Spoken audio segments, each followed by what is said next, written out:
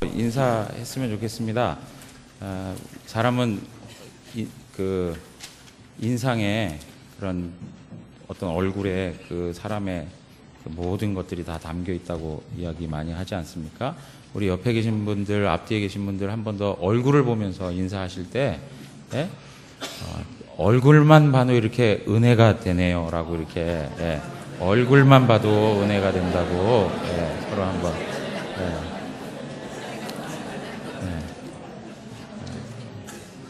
이런 선한 말을 해야 되는데 어떤 분은 얼굴이 어떻게 이렇게 신비롭게 생기셨습니까? 뭐 이러시면 안 됩니다. 제 그 고교 시절 친구 중에 별명 한 명이 있었는데 별명이 신비였어요. 신비. 하도 오묘하게 생겨서. 네. 우리 그리스도인들은 은혜로워야 합니다. 은혜로워야 합니다.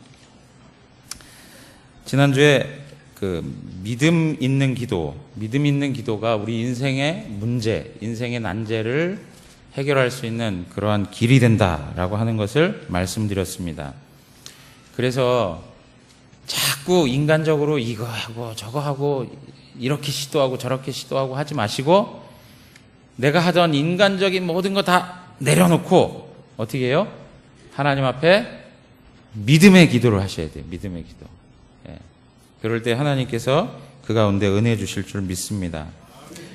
우리 장로님 기도하실 때도 지진에 대한 이야기 했는데요. 지진이 이제 계속 뭐 여진으로 발생하고 있는데 2주 전 월요일 날 났고 지난주에 또 월요일 날 났습니다. 내일 또 모르겠어요.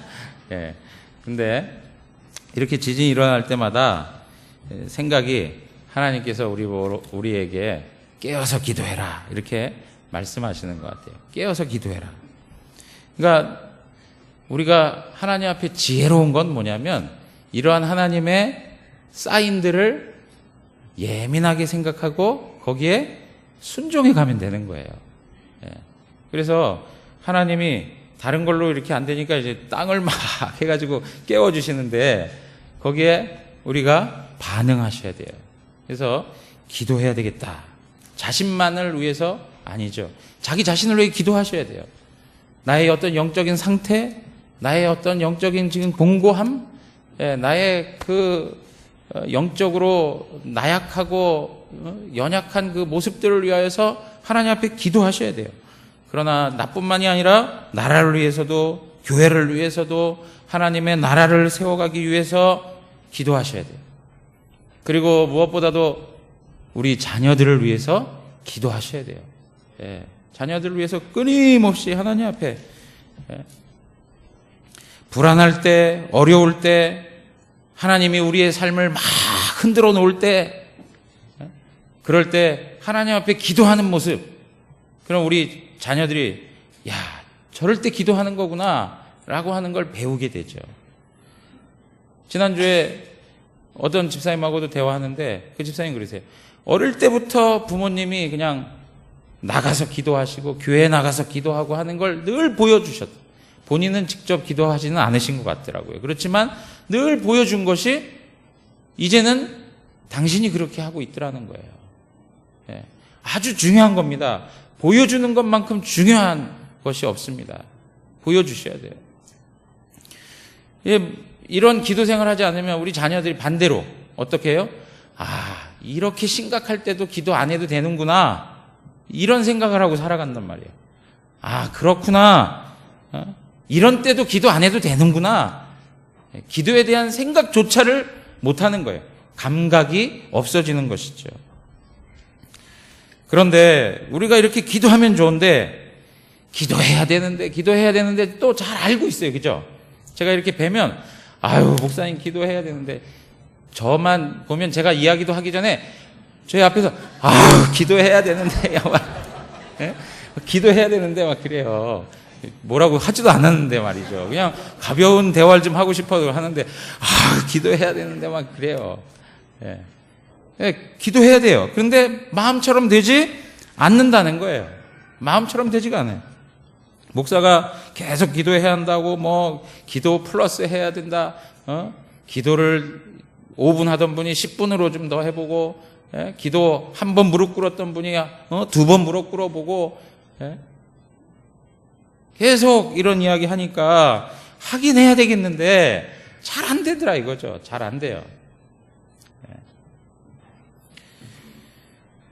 이것이 바로 우리의 안타까움입니다. 제가 봐도 안타까워요. 제가 봐도 충분히 그 마음 이해해요. 왜요? 목사인 저도 그렇거든요. 목사는 뭐 기도하는 기계인 것 같으세요? 그냥 딱 앉으면 막 기도가 되고 막 그렇게 보이세요? 그렇지 않아요. 막 힘들어요. 기도하는 거 힘들어요. 주저앉아 있는 것도 힘들 때가 있어요. 근데 마음속에서 끊임없이 싸워요. 조금 더 하나님 앞에 주저앉아 있어 보자. 조금 더 하나님 앞에 나아가 보자. 이런 계속된 그 각오, 그걸 가지고 하나님 앞에 나가요. 기도하지 못하는 게 참 안타까운 사실이긴 한데, 치근한 마음도 있는데 성경에서는 뭐라고 그러냐면 기도하지 않는 것 죄라, 이렇게 얘기해요. 기도하지 않는 것 죄라. 여러분 보세요. 하나님께서 예수 그리스도를 통해서 문을 활짝 열어놓고 우리하고 관계하기를 원하세요. 기도에 있어서 가장 중요한 게 뭐라고 말씀드렸습니까? 관계라고 말씀을 드렸어요. 하나님께서 우리에게 관계를 만들어 놓으셨는데 그 관계를 더 풍성하게 맺어가지 못하는 거예요. 호세아의 아내 그 고멜과 같이, 호세아는 끊임없이 사랑해서 붙들러 다니는데 이 고멜은 생각이 다른 데가 있어요.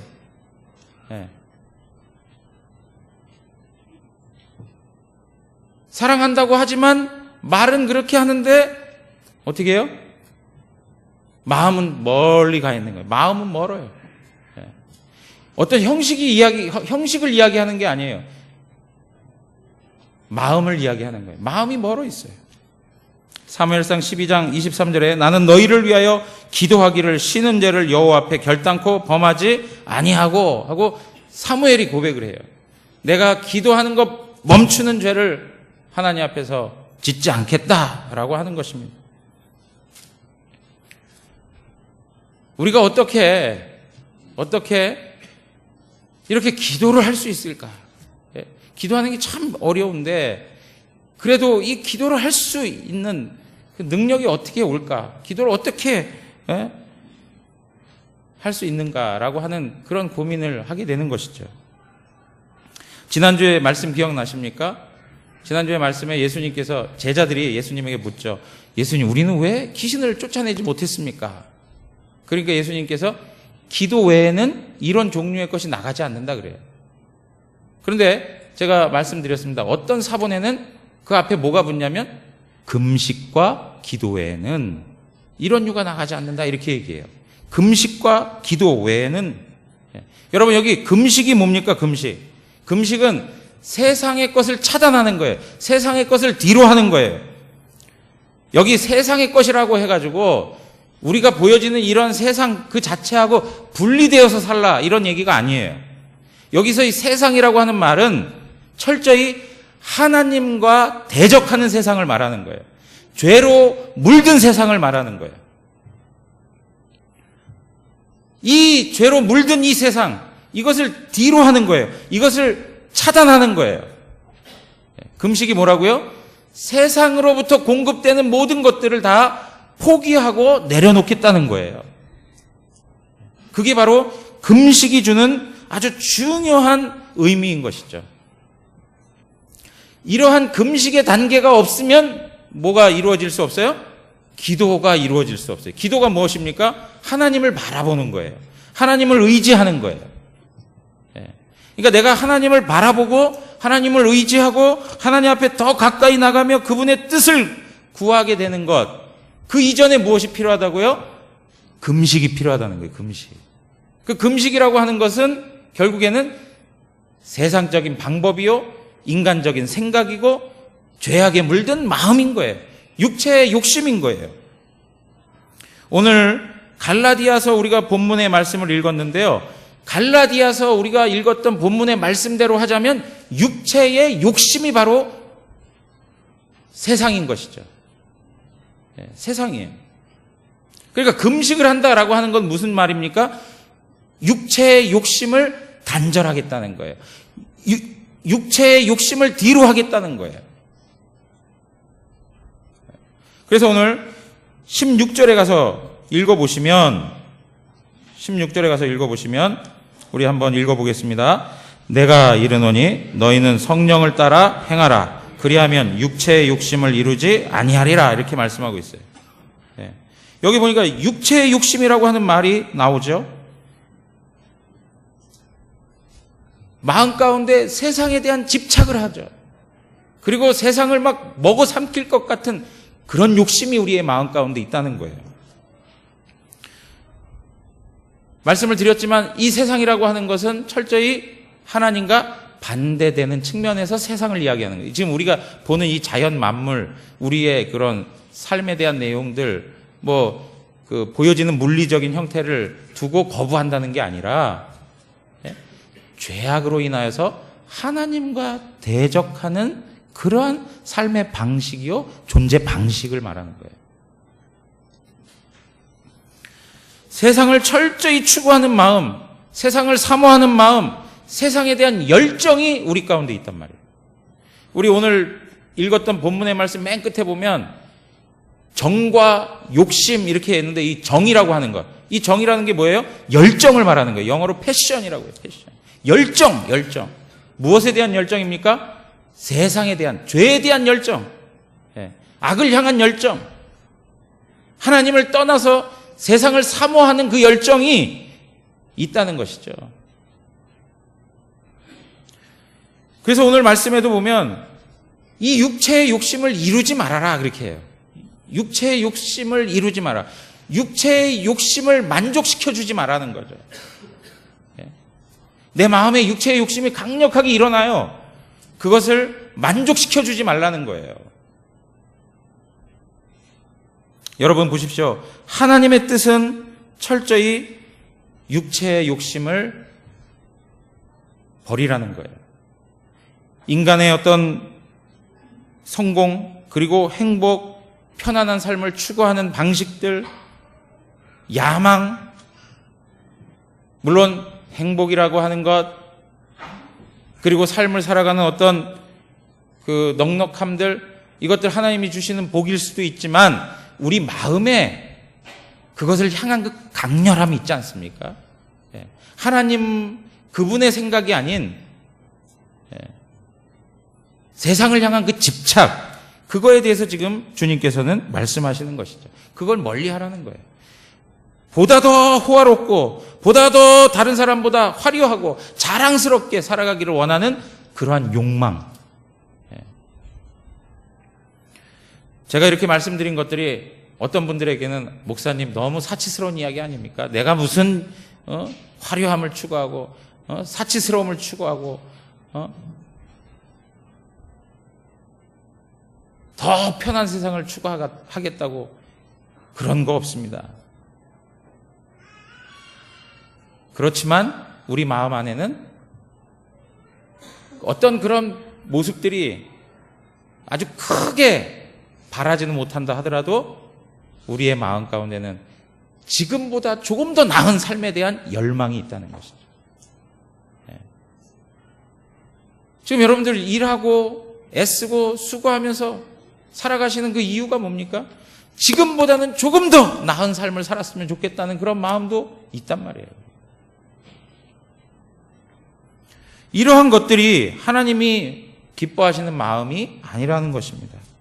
사랑하는 성도 여러분, 예배의 자리보다 성공하기를 바라는, 노력하는 그 자리에 있기를 원하고, 기도하는 자리보다 부지런히 노력해서 출세하고 안정적인 삶을 살려고 하는 그 마음이 우리 가운데 있단 말이에요. 그렇기 때문에 더 치열하고 더 비열해지고 더 냉정하고 더 싸납게 삶을 살아가야 되는 그러한 마음의 형편이 우리 가운데 있다는 것입니다. 주님께서 칭찬하는 그것보다 세상의 많은 사람들이 칭찬해 주는 것을 더 간절히 바라고 있는 마음, 하나님이 알아주시는 것보다 세상의 많은 사람들이, 주변에 있는 사람들이 알아주는 것을 더 기쁨으로 여기는 우리의 모습들, 하나님의 자녀라고 하는 그 명예보다 세상의 지위에서 나타나는 그 명예로움을 더 바라고 간구하는 그러한 열망들이 우리 안에 있다는 것입니다. 이러한 마음들을 하나님 기뻐하시지 않는다. 이 육체의 욕심이라 이거죠. 야고보서 4장 4절에 가서 한번 보시면 우리 다 같이 읽겠습니다. 4절. 간음한 여인들아 세상과 벗된 것이 하나님과 원수됨을 알지 못하느냐. 그런즉 누구든지 세상과 벗이 되고자 하는 자는 스스로 하나님과 원수되는 것이니라. 하나님하고 원수된 적이 없다고요? 목사님, 내가 언제 하나님하고 원수됐습니까? 하나님하고 원수된 적이 없다고 하지만 우리가 무엇이에요? 하나님의 원수인 세상과 짝하고 있단 말이죠. 세상을 간절히 사모하고 세상을 간절히 바라는 마음이 우리 가운데 있는 것이죠. 이것은 하나님과 원수되는 것이다. 이렇게 말씀하고 있는 것입니다. 요한 1서 2장 15절에서 16절에 있는 말씀도 보면 이 세상이나 세상에 있는 것들을 사랑하지 말라. 누구든지 세상을 사랑하면 아버지의 사랑이 그 안에 있지 아니하나니 이는 세상에 있는 모든 것이 육신의 정욕과 안목의 정욕과 이생의 자랑이니 다 아버지께로부터 온 것이 아니요 세상으로부터 온 것이라. 그렇게 얘기해요. 여러분 보십시오. 육신의 정욕 우리 안에 없습니까? 이생의 자랑, 안목의 정욕 우리 안에 다 있어요. 이것이 하나님으로부터 왔다고요? 아니요. 이것이 어디로부터 왔어요? 세상으로부터 왔다는 거예요. 세상으로부터. 이것에 대한 열정이 우리 가운데 있다는 거예요. 그래서요, 여러분, 그리스도인들은 신앙생활 하면서 굉장히 고민스러운 게 있어요. 신자로 살아가면서 평생을 이 고민을 해야 되는 것 같아요. 무슨 고민이냐? 우리 마음 가운데 죄와 성령이 싸우고 있다는 거예요. 끊임없이 우리의 마음은 전쟁 한 복판인 것이죠. 전쟁터가 되어버렸어요. 하나님의 뜻을 따라 온전히 순종하고 싶은데 실제의 삶에 있어서는 철저히 육체의 욕심을 따라 살아가는 우리의 모습을 발견합니다. 마음으로는 세상이 좋아하는 그러한 삶에 대해서 단절해버리고 하나님의 은혜를 구하고 하나님 말씀 앞에 순종하고 싶은데 실질적으로 벌어지는 삶의 현실에서는 끊임없이 그 하나님 말씀 지켜가는 게 실패하고 살아간단 말이죠. 우리의 마음에 끊임없는 이 갈등이 있는 것입니다. 이 갈등이 없다면 그리스도인이 아닌 것입니다. 17절에 있는 말씀 한번 보시죠. 17절 우리 다 같이 읽겠습니다. 육체의 소욕은 성령을 거스리고 성령은 육체를 거스르나니 이 둘이 서로 대적함으로 너희가 원하는 것을 하지 못하게 하려 함이니라. 어떻게 한다고요? 육체의 소욕이 있고 성령이 있어서 서로 대적한다고 그래요. 서로 대적해. 오늘 이 주일 아침을 지키면서도 오늘 주님 앞에 나갈까? 나가지 말까? 막 이 엄청난 싸움을 하고 오신 분들도 있을 거예요. 하나님 앞에서 정말 정직하게 살아갈까? 아니면 한번 속여볼까? 이런 갈등이 우리 안에 생겨나는 것이죠. 로마서 7장 19절에서 21절 보면 내가 원하는 바 선은 행하지 아니하고 도리어 원하지 아니하는 바 악을 행하는도다. 만일 내가 원하지 아니하는 그것을 하면 이를 행하는 자는 내가 아니요 내 속에 거하는 죄니라. 다 같이 한번 읽겠습니다. 21절 그러므로 내가 한 법을 깨달았노니 곧 선을 행하기 원하는 나에게 악이 함께 있는 것이로다. 선을 간절히 원해요. 내가 원하는 건 하나님 편을 택하는 거예요. 선을 원하는 거예요. 근데 마음 가운데 뭐예요? 악이, 죄가 끊임없이 우리의 마음을 혼란스럽게 해요. 끊임없이 우리의 마음을 막 흔들어 놔요.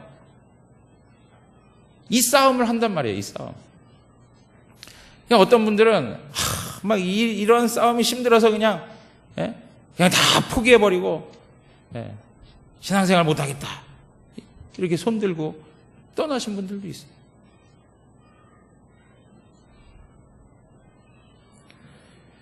사랑하는 성도 여러분, 우리 안에 끊임없이 순간순간 삶의 현장에서 나타나는 문제들이에요.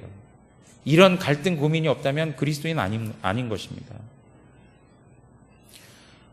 내가 이 일에 대해서 책임을 져야 되나 말아야 되나, 그냥 회피하고 넘어갈까, 책임을 질까, 이것을 한번 속일까, 정직하게 고백을 해볼까, 그냥 마음을 절제하고 참아볼까, 분노하고 한번 끝장을 볼까, 뭐 이런 여러 가지 마음들이 우리 가운데 있단 말이에요. 쾌락의 유혹을 따라서 신나게 한번 놀아볼까, 아니면 거룩함을 추구할까. 예. 여러분, 그 뉴욕에서 그 미국 내에 영향력 있는 그 교회 중에 하나가 이제 리디머 철치라고 하는 교회가 있는데요. 거기 이제 팀 켈러 목사님 목회하시는 교회인데, 이 교회가 이제 세워진 지 얼마 안 되었을 때 한 성도가 이제 예배에 참여한 거예요. 근데 이제 뭐 성도는 아니었고 한 사람이 예배에 참여한 거예요. 참여해서 예배를 드리고 그 목사님하고 대화를 하는 가운데 그 목사님이 물은 거예요. 우리 교회가 크지도 않고 뭐 지금은 큰 교회가 됐지만 그 당시엔 아주 작은 막 개척을 시작했던 그런 때였던 것 같아요. 이 교회를 어떻게 알고 왔습니까? 라고 물었대요. 그랬더니 그 여인이 하는 말이, 회사에서 어떤 문제가 생겼는데 자기가 그 문제를 이렇게 잘못 처리하게 됐는데 그 전달받은 일을 갖다가 잘못 이렇게 오해를 해서 이렇게 잘못 일이 처리가 되었던 모양이에요. 그러니까 그 오더했던 그 중간 책임자가 침묵하고 있었으면 모든 덤태기를 자기가 다 지고 징계를 받아야 되는 그런 상황이었다는 거죠. 그런데 그 중간 책임자가 그거 자기가 잘못해가지고 그렇게 일이 발생한 문제라고 자기가 그 문제의 책임을 다 떠맡고 감당하는 그 모습을 보고 이 사람이 완전히 생각이 달라진 거예요. 이 뉴욕이라고 하는 이 쌀발한 치열하고 생존하기 위해서, 살아남기 위해서 그렇게 비열함을 가지고 살아가는 그 현장에서 그 문제를 자기의 탓으로 돌리고 자기가 껴안고 그 직원을 감싸는 그 상사를 보면서 하나님 앞에 다시 돌아오게 되는 마음, 그 기회가 되었다는 거예요. 그가 다니는 교회, 그 교회가 바로 그 교회였던 것이죠. 여러분, 이렇게 우리의 삶에 있어서 하나님 앞에서 그 작은 판단, 뭐 작은 거 아니죠. 심각한 갈등이 막 일어나는 가운데에도 그 판단을 내려서 하나님 앞에 영광을 돌리면 사람까지도 살리는 역사가 나타나는 것이죠. 그런데 막 갈등을 겪다가 그냥 그거 포기해버리면 하나님 기뻐하시지도 않을 뿐더러 아무런 영향력은 나타나지 않는 것입니다. 세상에는 세 가지 종류의 사람들이 있습니다. 엄밀하게 따지면 두 종류입니다. 엄밀하게 따지면. 그러니까 어떤 소속에 관련해서 말씀을 드리면 딱 두 종류예요. 하나는 뭐냐면 하나님의 사람과 또 한 그룹은 일반 자연인이에요. 자연인. 그러니까 영에 속한 사람과 하나는 육에 속한 사람이에요. 이 두 종류밖에 없어요. 그런데 이제 육에 속한 사람이 영에 속한 그 수준 있는 성도로 자라기까지의 그 수준 상태를 놓고 보면 한 세 종류로 이야기할 수 있는 거예요. 첫 번째는 육에 속한 사람, 그야말로 불신자죠. 철저히 육에 속한 사람이에요. 하나님의 뜻을 알지도 못할 뿐더러 하나님의 법에 굴복할 수도 없고 하나님을 기쁘시게 할 수도 없어요. 불신자들이에요. 그리고 두 번째 그룹은 육신에 속한 그리스도인이에요. 육신에 속한 그리스도인. 이게 속하다라고 하는 표현이 사실은 적합지 않은 표현인데, 육신에 있는 것처럼 행하는 그리스도인을 얘기하는 거예요. 소속은 어디냐? 소속은 그리스도인이에요. 영에 속한 거예요. 그런데 수준이 어떻습니까? 아직은 육신적인 게 너무 많은 거예요. 그런 단계에 있는. 그래서 영에 속해 있습니까? 육에 속해 있습니까? 이렇게 물어보면 저는 목사님 양다리에 걸쳐 있습니다. 그런 분들, 그런 부류가 거기에 포함될 수 있는 분들이. 사실은 양다리는 안 되는 거죠. 영에 속해 있는데 하나님의 사람인데 구원받은 성도인데 어때요? 믿음의 수준이 연약한 것뿐이죠. 그래서 육신에 속한 그리스도인이 있어요. 그리고 세 번째가 뭐예요? 영적인 그리스도인. 보다 더 하나님의 뜻을 추구하고 하나님의 뜻을 따라 순종하는 그러한 하나님의 사람들이 있는 것이죠. 사랑하는 성도 여러분, 각자가 한번 생각해 보세요. 나는 어디에 머물러 있는가? 나의 지금 믿음의 수준과 지금의 영적 상태는 어디에 위치하고 있는가? 한번 생각해 보세요. 그런데 대부분 보면 어디가 많을 것 같으세요? 조금 겸손함을 다 가지고 있는 분들이라면 전부 두 번째, 저는 그리스도인이지만 여전히 끊임없이 육체적인 그런 방식을, 육신의 방식을 따라 살아가는 그런 모습들이 참 많습니다. 이런 고백을 해요. 그러니까 우리가 분명히 알아야 될 건 뭐냐? 우리가 분명히 하나님 앞에 거듭났어요. 하나님의 자녀가 되었습니다. 그럼에도 불구하고 여전히 죄를 만들어낼 수 있는 그런 가능성이 있는 존재다라는 거예요. 로마서 6장 6절에서 6절하고 12절 가서 한번 보시면 6절 제가 읽겠습니다. 우리가 알거니와 우리의 옛사람이 예수와 함께 십자가에 못 박힌 것은 죄의 몸이 죽어 다시는 우리가 죄에게 종노릇하지 아니하려 함이니. 그러므로 12절입니다. 그러므로 너희는 죄가 너희 죽을 몸을 지배하지 못하게 하여 몸의 사욕에 순종하지 말고, 이렇게 말씀하고 있습니다. 여러분 여기 보십시오. 6절에 보면 여기에 옛사람이라고 나와 있습니다. 옛사람. 여기서 옛사람이라고 하는 것은 예수 그리스도를 믿기 이전의 전자를 말하는 거예요. 예수 그리스도를 믿기 이전에 인간의 전체 존재를 말하는 거예요. 그 옛사람은 어떻게 됐다고 합니까? 예수 그리스도의 십자가로 어떻게 됐습니까? 죽었습니다. 죽었어요. 예수 그리스도의 십자가로 죽은 거예요. 그러면 이런 질문을 하실 수 있잖아요. 예수 그리스도로 옛 자아가 죽었으면 목사님 죄 짓지 말아야죠. 왜 죄를 지을 수 있습니까? 라고 반문하실 수 있을 거 아니에요. 거기에 대한 여러 가지 내용들이 있겠지만 분명한 건 뭐냐면 우리는 여전히 이 땅에 몸을 입고 있기 때문에 죄악의 뿌리가 여전히 남아있다는 것입니다. 그렇기 때문에 사도 바울이 죄의 몸이라고 하는 표현을 사용하고 있는 거예요. 그렇기 때문에 사도 바울이 죽을 몸이라고 이야기하는 거예요. 죽을 몸. 그러니까 우리가 이 땅을 사는 한, 우리가 이 몸을 입고 있는 한 죄의 요소가 있습니까? 없습니까? 죄에서는 여전히 우리의 삶을 괴롭힌다는 거예요. 그러나 우리의 옛 자아는 어떻게 됩니까? 옛 자아는 죽었습니다. 새 사람이 되었습니다. 그럼에도 불구하고 이 새 사람이 이 육체를 입고 있기 때문에 여전히 죄성이 나타날 수밖에 없다는 것이죠. 그 영향을 받게 된다는 것입니다. 자, 사랑하는 성도 여러분 보십시오. 이렇게 우리 인간이 육체의 욕심을 따라 살아가게 되면 나타나는 결과들이 뭐냐 하니까 19절에서 21절에 나오고 있습니다. 한번 다 같이 읽어보겠습니다. 육체의 일은 분명하니 곧 음행과 더러운 것과 호색과 우상 숭배와 주술과 원수 맺는 것과 분쟁과 시기와 분냄과 당짓는 것과 분열함과 이단과 투기와 술취함과 방탕함과 또 그와 같은 것들이라. 전에 너에게 경계한 것 같이 경계하노니 이런 일을 하는 자들은 하나님의 나라를 유업으로 받지 못할 것이요. 여러분 여기 보십시오. 육체의 일의 결과들이 이런 방식이에요. 전부. 여기 있는 거 하나하나 뭐 다 그 의미들을 지금 헤아려 볼 수는 없지만 그 내용들을 한번 보시면 악이죠. 악의 형태들이에요.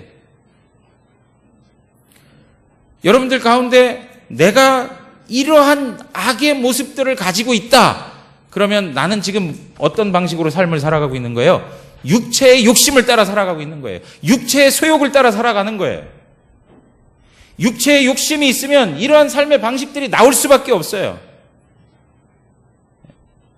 열매를 보고 뭘 알아요? 나무를 알 수, 전문가들이신 것 같습니다. 예. 배운 적 있으세요? 감별할 수 있는 능력? 예? 누구든지 할 수 있는 거죠. 사과나무인지, 배나무인지, 어떻게 알아요? 특별한 지식들을 가지고 있는 분들은 다 알겠죠, 예. 그렇지만, 가장 명확한 건 뭐예요? 열매를 보면 알 수 있는 거예요, 열매를 보면. 예. 내가 지금 이러한 육체의 일을 양산해내고 있다. 그러면 나는 어디에 끌려 사는 거예요? 육체의 욕심을 따라 살아가는 거예요, 지금. 예. 목사님, 저 육체의 욕심 따라가서 산 적 없어요. 내가 얼마나 하나님 말씀 중심으로 살려고 하는데요. 그런데 삶에 나타난 양상을 보시라 이거예요. 그 결과들을 보시라 이거예요. 그건 뭐예요? 육체의 욕심을 따라 살아가는 거예요. 반대로 어떻습니까? 성령을 따라 살면 다른 모습이 나타나게 되는 것이죠. 오늘 사도 바울이 뭐라고 얘기하냐면 내가 너희에게 경계한 것 같이 경계하노니 그래요. 그러니까 사도 바울이 한 번만 이야기했습니까? 한 번만 얘기한 게 아니에요. 내가 너희에게 경계한 것 같이 경계하느니 하는 이야기는 벌써 한 번 경고를 했다는 거예요. 그러니까 사도 바울이 보았을 때 그 성도들의 모습들이 이러한 방식에 빠져넘어가는 것을 보고 있는 것이죠. 우리만 그러한 연약함이 있었던 게 아니라 초대교회에 살았던 성도들에게도 그러한 연약함들이 있다는 거예요. 그러니까 사도 바울이 거듭거듭 강조하는 거예요. 하나님 그 말씀 따라 성령 쫓아 행하라. 육체의 욕심을 따라 살지 말아라. 말씀하고 있는 것이죠. 여러분, 성령을 쫓아 살게 되면 22절에서 23절에 있는 것처럼 우리 이런 것들은 또 한번 우리의 입술로 고백하는 게 좋을 것 같습니다. 다 같이 한번 읽겠습니다. 오직 성령의 열매는 사랑과 희락과 화평과 오래 참음과 자비와 양성과 충성과 온유와 절제니 이 같은 것을 금지할 법이 없느니라. 예. 여러분, 성령을 쫓아 행하면 아까 악의 형태로 나타난 그러한 죄악들이 아니라 무엇이 열매가? 사랑이 나타나요. 기쁨이 생겨나요. 서로 화목해요. 인내하고 참아내요. 예? 조금만 불만족스러우면 그냥 막 발딱발딱 뛰고 그거에 대해서 막 인내하지 못하는 그런 게 아니라 넉넉히 인내하면서 감당해내요. 자비와 양성과 충성과 우리 안에 이러한 모습들을 만들어내야 된다는 것이죠. 성령을 따라 살면 하나님께서 우리에게 이러한 은혜를 베풀어 주시는 것입니다. 사랑하는 성도 여러분, 우리가 왜 기도하지 못하는가? 왜 기도하지 못하는가? 우리의 마음이 육체의 욕심 가운데 사로잡혀 있기 때문에 그래요.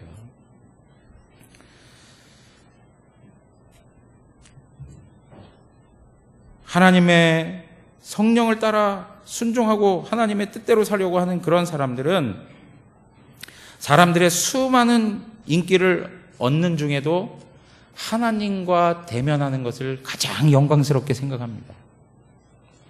많은 인기를 얻어요. 그래도 그것을 다 마다하고 하나님하고 독대하는 걸 가장 기쁘게 생각한단 말이에요. 하나님을 예배하기 위해서 자기의 가장 귀한 것까지라도 내어버리는 사람이 바로 성령을 쫓아 행하는 사람이에요. 하나님과의 기도하는 시간을 인생에 있어서 가장 귀하게 생각하고 그 시간을 가장 행복하게 생각하는 사람, 성령을 따라 사는 사람이에요. 이 땅을 살아가면서 여러 가지로 만족할 것이 있습니다. 우리의 마음을 채울 것들이 있습니다. 그럼에도 불구하고 그것들로 만족하지 아니하고 하나님으로 만족하는 사람, 바로 그 사람이 성령을 따라 살아가는 사람이에요. 눈에 보이는 것들에 마음을 빼앗기고 살아가지 않습니다. 여러분, 제가 이렇게 한번 여쭤봤어요. 저도 자신을 생각해봐도 보니까 우리가 왜 기도하지 않을까? 눈에 당장 보여지는 게 없으니까 기도하지 않아요.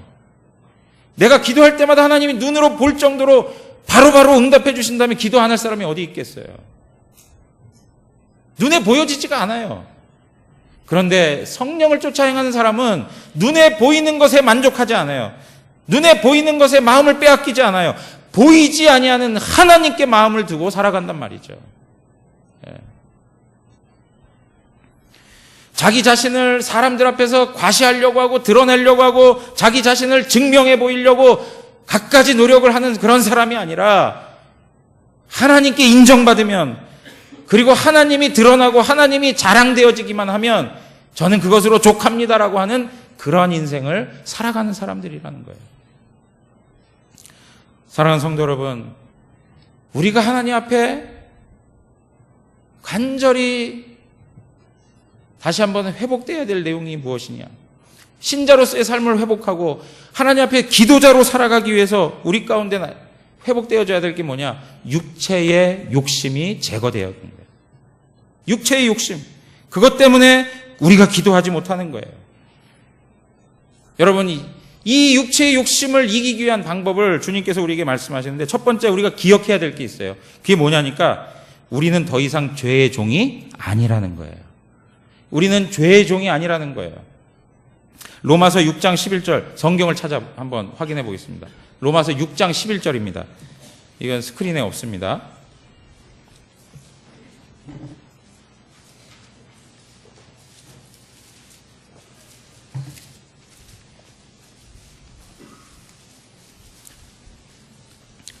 다 같이 읽겠습니다. 로마서 6장 11절. 이와 같이 너희도 너희 자신을 죄에 대하여는 죽은 자요 그리스도 예수 안에서 하나님께 대하여는 살아있는 자로 여길지어다. 여기 보십시오. 죄에 대하여서 어떤 자라고요? 죽은 자라고 그래요. 죄에 대하여서 죽어 있어요. 여기 죄에 대하여 죽었다는 얘기는 죄를 하나도 안 짓는다는 그런 얘기가 아니에요. 지금까지 계속 말씀드렸지만 죄를 안 짓는 존재가 되어버린다, 완전히 영화의 단계에 있는 완전히 무음한 사람이 된다, 그런 얘기를 하는 게 아니에요. 죄에 대하여 죽었다라고 하는 이야기는 죄가 우리를 주관하지 못한다는 거예요. 죄가 우리를 다스리지 못한다는 거예요. 죄로부터 우리는 자유함이 있다는 거예요. 종이 아니라는 거예요. 질질 끌려다닐 그런 존재가 아니라는 것이죠. 죄를 거부할 수 있고 죄에 대하여서 잘라낼 수 있는 능력이 우리 안에 있는 것이라는 거예요. 요새 보면 세상 곳곳에서 전쟁이 일어나는데 정부군하고 반란군이 있지 않습니까? 그러면 정부군이 막 밀리다가 다시 한번 이제 여러 나라들의 도움을 받아가지고 다시 밀고 들어와가지고 반란군들을 진압해가지고 수도를 탈환하고, 그래가지고 모든 것을 다 회복시켰어도 그 반란군들이 곳곳에서 어떻게 해요? 잔당들이 남아있어가지고 테러도 범하고 여전히 그 곳곳에서 싸움을 벌인단 말이죠. 그럼에도 불구하고 어떻게 해요? 그 나라는 누가 다스리고 있는 겁니까? 정부군이 다스리고 있는 거예요. 그런 것처럼 사단의 권세가 우리에게 영향을 끼칠 수 없단 말이에요. 우리에게 영향은 끼칠 수 있어요. 그러나 우리를 사로잡아서 우리를 종으로 삼을 수는 없는 것이죠. 우리는 그 권세로부터 완전히 자유하게 되었다는 것입니다. 이거를 우리가 분명히 알고 있어야 돼요. 우리는 죄에 대하여서 질질질 끌려다닐 그런 존재가 아니라는 것을 분명히 알고 있어야 돼요. 예수 그리스도의 십자가와 그 부활을 통하여서 우리가 하나님 앞에서 승리자로 서게 된다는 것이죠. 사랑하는 성도 여러분, 우리가 이런 의식이 없기 때문에 사단에 대해서 자꾸 주눅이 들어있어요. 죄에 대하여서 자꾸 주눅이 들어있어요. 우리 안에 능력이 없는 것처럼 우리의 마음을 마비시켜버렸어요. 옛날에 무슨 이 패거리들이 있었잖아요. 패거리. 주먹 쓰고 이러는 그런 패거리요. 그러면 오야지가 있으면 거기 이제 똘마니들이 다 있는데 그 오야지의 그 권세 가운데 늘 붙잡혀 다녀가지고 그 대장이 하라고 하면 뭐든지 다 하잖아요. 뭐든지 다 한단 말이에요. 그런데 거기에서 부모님이 꺼내가지고 말이죠. 그 대장을 갖다가 완전히 그냥 야단을 치고 그냥 혼을 내줬는데도 불구하고 대장만 탁 지나가도 어때요? 마음이 두렵고 떨리고, 거기에 대해서 또 말을 들어야 될 것 같은 그런 마음이 생기는 것처럼 우리가 죄에 대해서 그런 마음을 가지고 살아간단 말이에요. 그럴 필요가 없는데 완전히 승리자로 하나님 앞에 서게 되었는데도 불구하고, 자유자로 서게 되었는데도 불구하고 죄에 대하여서 계속 끌려다니려고 하는 그러한 모습들이 있다는 거예요. 우리가 분명히 기억해야 할 것은 우리는 하나님 앞에서 자유자이고 죄의 종이 아니라는 것입니다. 두 번째는 뭐냐면 오늘 16절에 말씀하고 있는 것처럼 성령을 따라 행하라는 거예요. 주님께서 우리를 승리자로 서게 해주셨어요. 죄로부터 구원해 주셨어요. 그리고 우리로 하여금 성령을 따라 살아가는 존재로 하나님께서 인도해 주셨다는 것입니다. 사랑하는 성도 여러분, 성령을 따라 살아가면 하나님 말씀에 순종하게 됩니다. 성령을 의지하면 하나님 말씀을 지켜나가게 돼요. 성령을 추구하고 성령 하나님을 의지하면 성령께서 우리로 하여금 하나님의 뜻을 이루어 가도록 능력을 주신다는 것이에요. 그래서 18절, 본문 18절 한번 다 같이 읽어보겠습니다. 본문 18절 시작. 너희가 만일, 다 같이 한번 읽겠습니다. 시작. 너희가 만일 성령의 인도하시는 바가 되면 율법 아래 있지 아니하리라.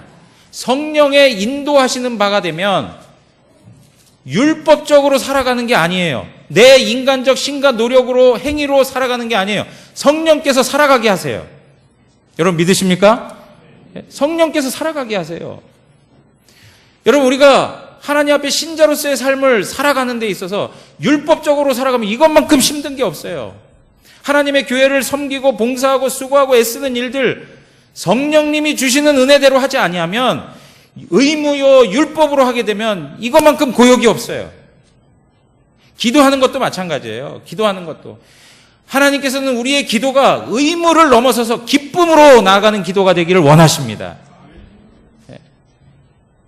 그러려면 어떻게 해야 돼요? 성령 하나님을 의지하셔야 된다는 거예요. 성령 하나님. 성령께서 우리의 마음을 끌고 가신단 말이에요. 기도도 그냥 인간적 의지로 하려고 하니까, 해야 된다고 하니까 할 수밖에 없는 그런 걸로 막 억지로 그냥 하려고 하니까 재미가 없는 거예요. 그러니까 우리가 하나님 앞에 늘 마음적으로 간구해야 될 게 뭐예요? 성령 하나님을 구하셔야 돼요. 성령 하나님. 내 마음 가운데 역사해 주십시오. 내 마음에 소원을 주십시오.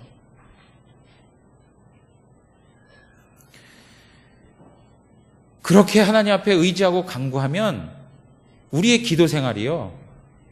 이게 괴로움이 아니고요. 힘든 것이 아니고요. 거기에 기쁨이 있고요. 거기에 감사가 있고요. 거기에 감격이 있는 것이에요. 내가 누군가를 섬긴다고 할 때 어쩔 수 없이 의무로 섬겨야 된다. 그거 힘든 일이잖아요. 근데 정말 사랑해서 섬긴다면 뭐든지 다 할 수 있잖아요. 그러한 은혜가 우리의 심령을, 우리의 마음을 가득 채워주시기를 원합니다. 성령 하나님을 의지하십시오.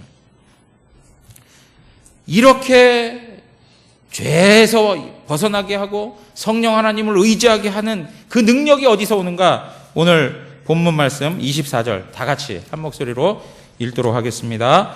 그리스도 예수의 사람들은 육체와 함께 그 정욕과 탐심을 십자가에 못 박았느니라. 십자가에 못 박았다. 사랑하는 성도 여러분, 죄의 권세를 이기고 죄를 명하여 다스릴 수 있는 권세, 그리고 성령 하나님을 쫓아 행할 수 있는 이 능력, 이것은 십자가 밑에서 주어지는 거예요. 예수 그리스도의 십자가를 보세요. 우리의 심령이 무너지고 공고하고 지치고 나약하고 정말 버겁고 힘듭니까? 예수 그리스도의 십자가 앞에 나오세요. 그 십자가에 하나님의 은혜가 있어요. 하나님의 국률하심이 있어요. 하나님의 위로하심이 있어요. 하나님께서 주시는 능력이 그 가운데 나타나는 거예요. 예수 그리스도의 십자가 앞으로 나오셔야 돼요. 그러므로 우리가 육체의 욕심에 이끌려서 하나님 앞에 나가지 못하는 자가 아니라 성령 하나님, 그 하나님을 따라서 주님과의 깊은 만남이 있는 그러한 기도자들이 되기를 주님의 이름으로 축원합니다. 십자가의 은혜를 사모하십시오. 십자가의 은혜를 사모하세요. 계속 십자가를 묵상하세요. 예수 그리스도를 만나실 때요. 그럴 때 시켜서 하지 않아도, 목사가 이야기하지 않아도 하나님이 그 은혜 주신 그것 때문에 승리하게 되는 줄 믿습니다. 우리 영안교회가 하나님께서 주시는 그런 성령의 능력으로 심령이 부흥되고 우리 교회가 더욱더 하나님 앞에 건강하게 세워지는 은혜가 있기를 주님의 이름으로 축원합니다. 다 같이 일어나셔서 찬양하고 함께 기도하겠습니다.